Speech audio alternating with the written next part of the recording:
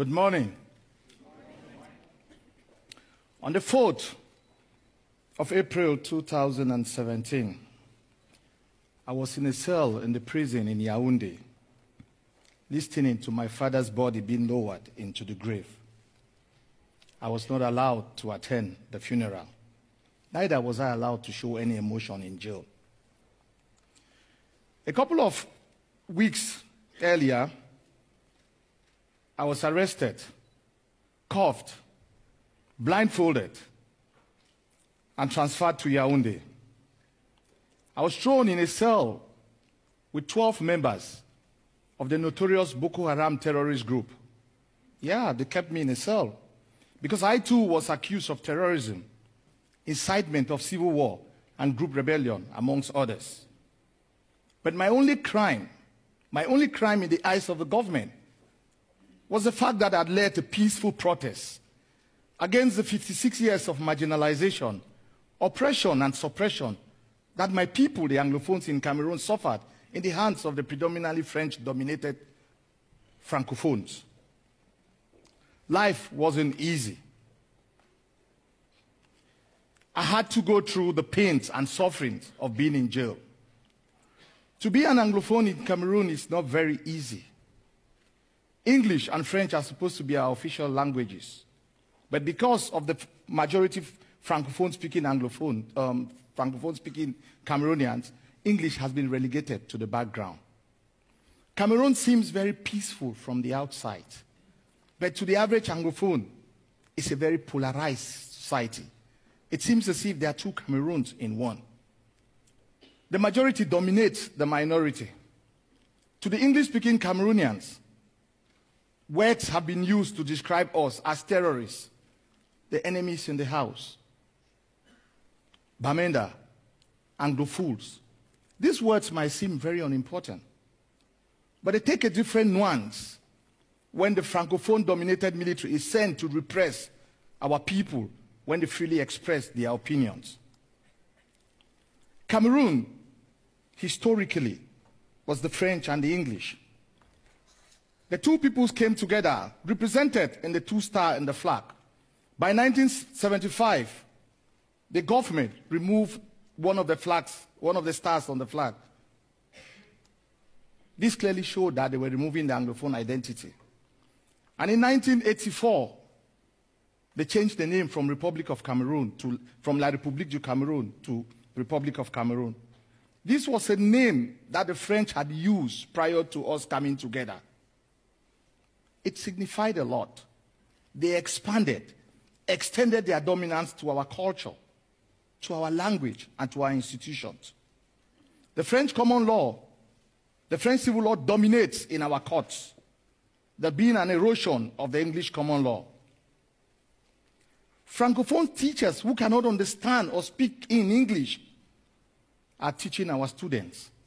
You cannot understand the pain that the children go through. And because they control the military and the police, it's clear from government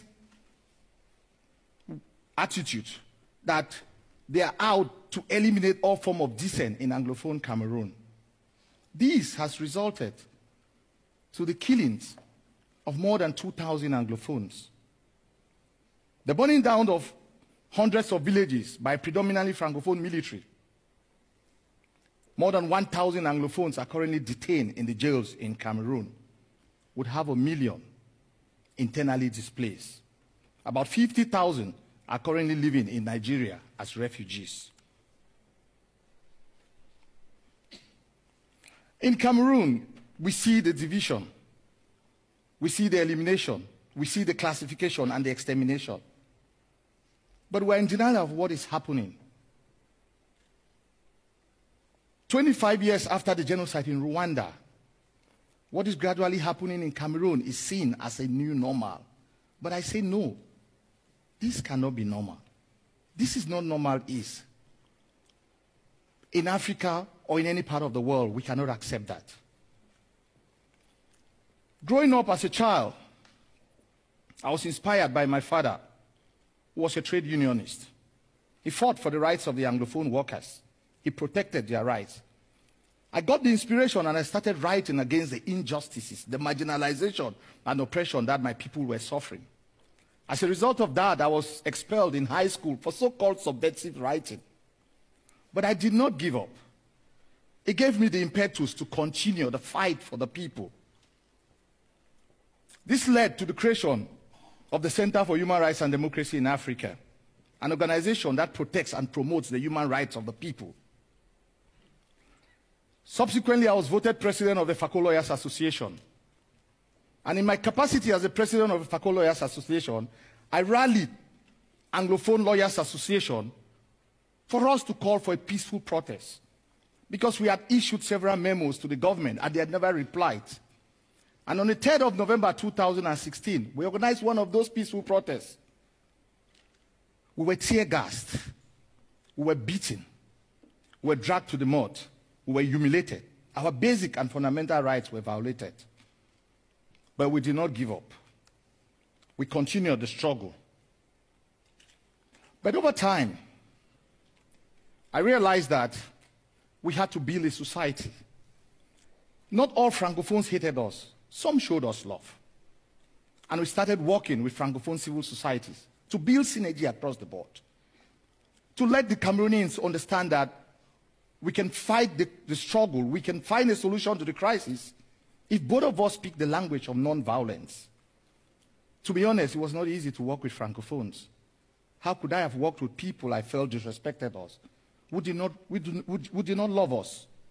But over time, being in jail and the way the Francophone lawyers and Anglophone lawyers defended us made me to reconsider my position. And today, I'm at the forefront, working with Francophones and Anglophones to see how we can find a solution. To the average Francophone, especially to the government in power, I'm considered as a radical because I bring out the atrocities that the government is committing. And to my Anglophone brothers, when I talk about peace, when I talk about reconciliation, when I talk about cooperation and dialogue, they consider me to be too moderate. It's not been an easy route.